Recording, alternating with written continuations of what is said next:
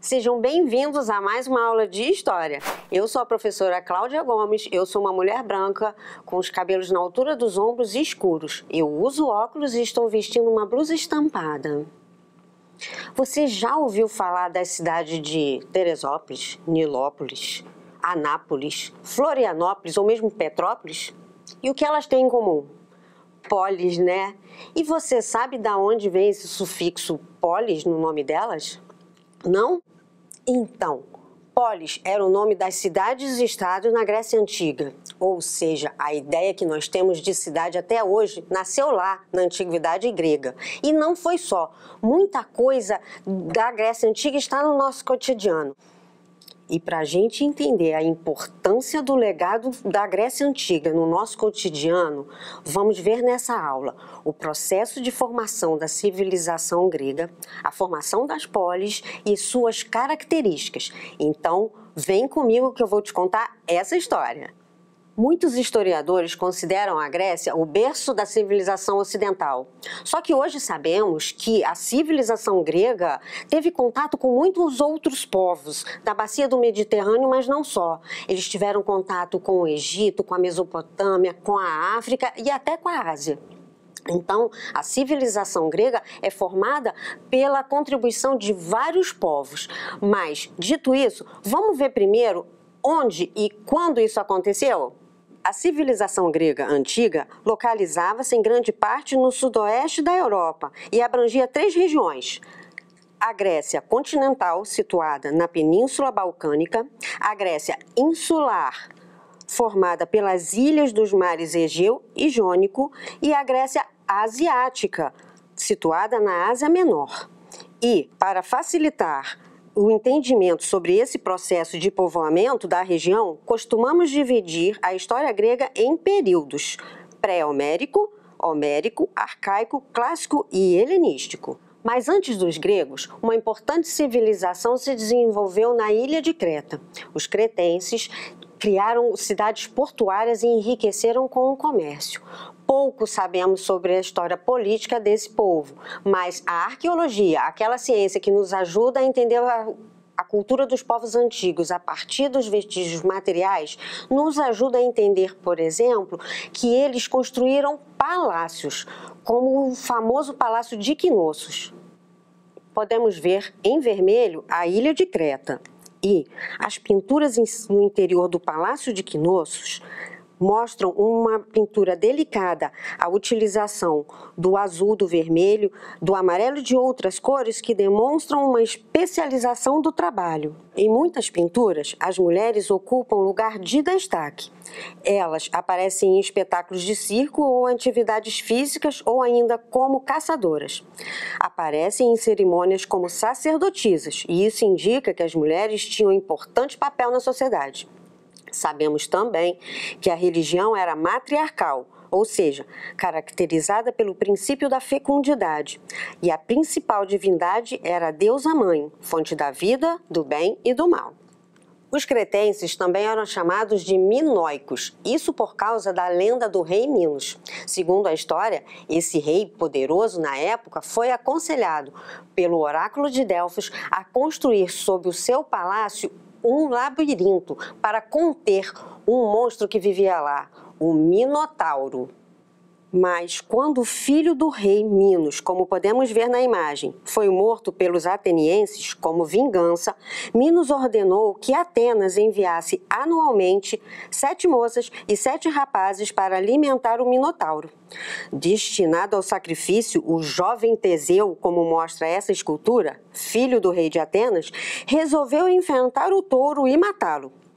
Ajudado por Ariadne, filha do rei Minos, que lhe entregaram um novelo de lã para assinalar o caminho de volta, o jovem herói matou o monstro e conseguiu sair do perigoso labirinto. Linda história, não é? Mas o que sabemos de fato é que, na época, essa região começou a sofrer invasões de vários outros povos, dentre eles os aqueus. Vindos do norte, os aqueus se fixaram no Peloponeso e depois invadiram a ilha de Creta, mas antes disso criaram uma importante cidade, a cidade de Micenas. Por volta do século XV, antes da Era Comum, os micênicos invadiram Creta. E, a partir de então, o intercâmbio entre essas duas culturas tornou-se mais intenso. Durante o mesmo período, outras regiões da Grécia foram ocupadas por povos como os jônios e os eólios.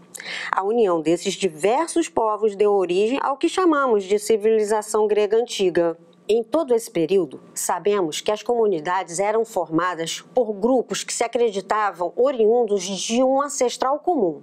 Eram chamados os genos. Mas antes e depois do domínio micênico, as cidades que tinham uma certa autonomia, mas nenhuma unidade política, viviam brigando entre si. Desse período temos pouca informação, mas a literatura e a arqueologia nos ajudam. No mais famoso poema épico do mundo, a Ilíada, Homero nos dá indícios de como era essa convivência entre as cidades. Nesse poema, ele relata a famosa Guerra de Troia. Segundo a Ilíada, Helena, esposa de Menelau, rei de Esparta, e o irmão Agamenon, rei de Micenas, foi raptada por Paris, filho do rei de Troia.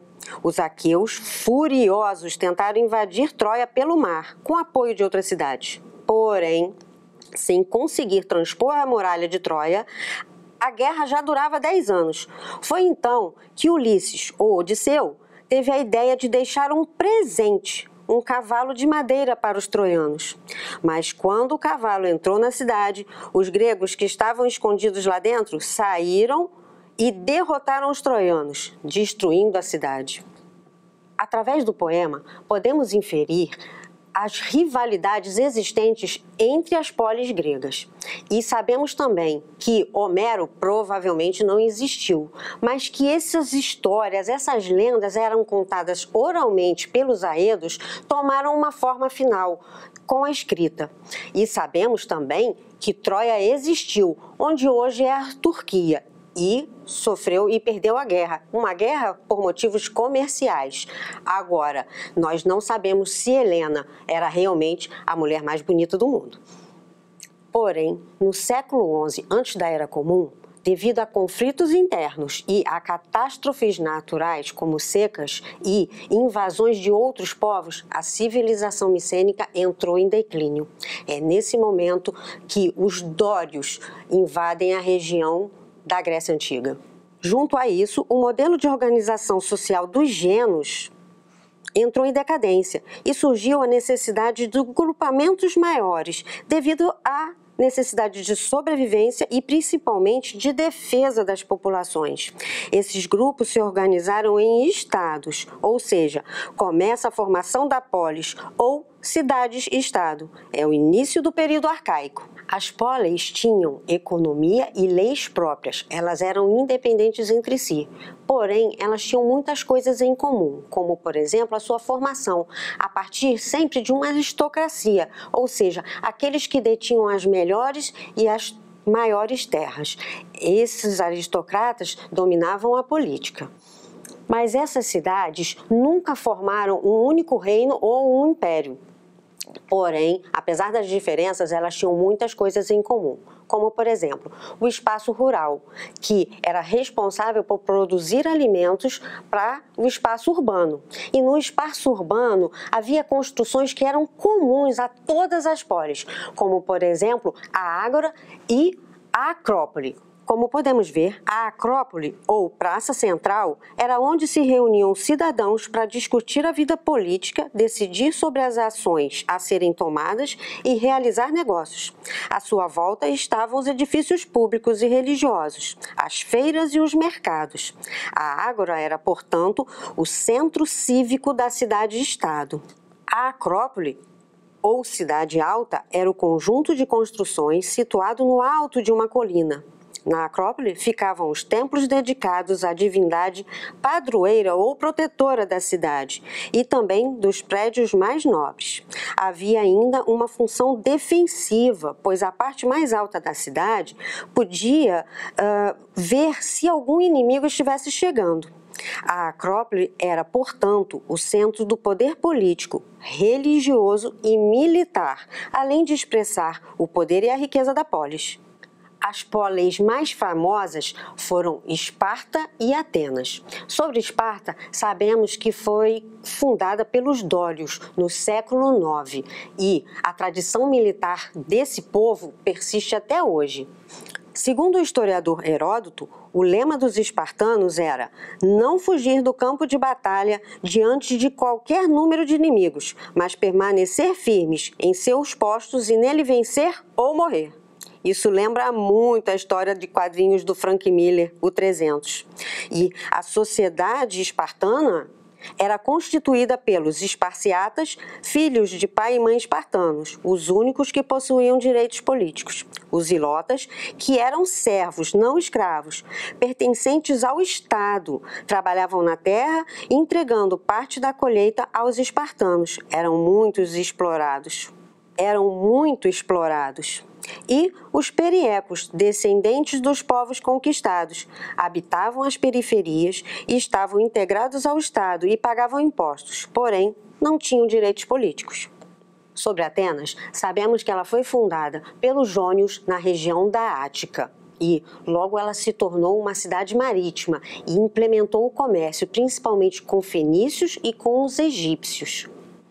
Em razão desse dinamismo comercial, Atenas atraía pessoas dos mais diversos lugares, o que gerava um constante intercâmbio de ideias. Cidade da deusa Atena, assim como Esparta, a sociedade ateniense estava dividida em 3 grupos sociais.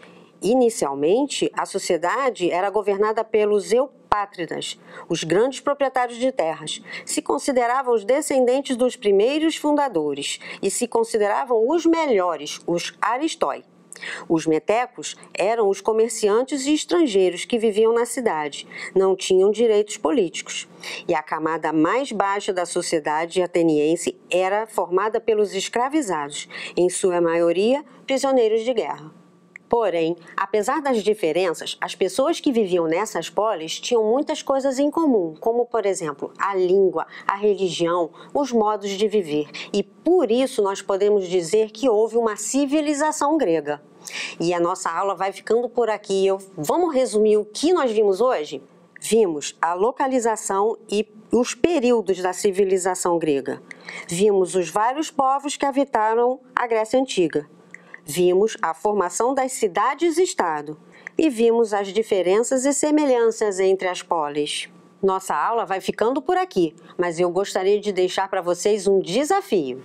Lembrando a formação da polis e o espaço central da cidade como a ágora, que era responsável por decidir a vida política e os negócios, e a Acrópole, que além da função defensiva, abrigava os templos religiosos, os prédios nobres e influenciaram a construção de cidades ao longo desses 2000 anos. Então, o desafio que eu deixo para você é, pensando nas contribuições que a civilização grega deixou para nós até os dias de hoje, lembre-se da Ágora e da Acrópole e identifique que tipo de espaço na nossa cidade atual tem função semelhante com as construções da antiga Grécia. Nossa aula fica por aqui e eu convido vocês a ficarem ligados nas próximas aulas de História. Tchau!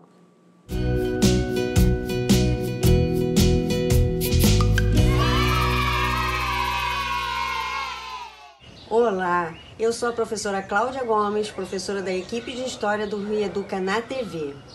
E quando eu penso na minha infância, eu lembro que foi muito boa.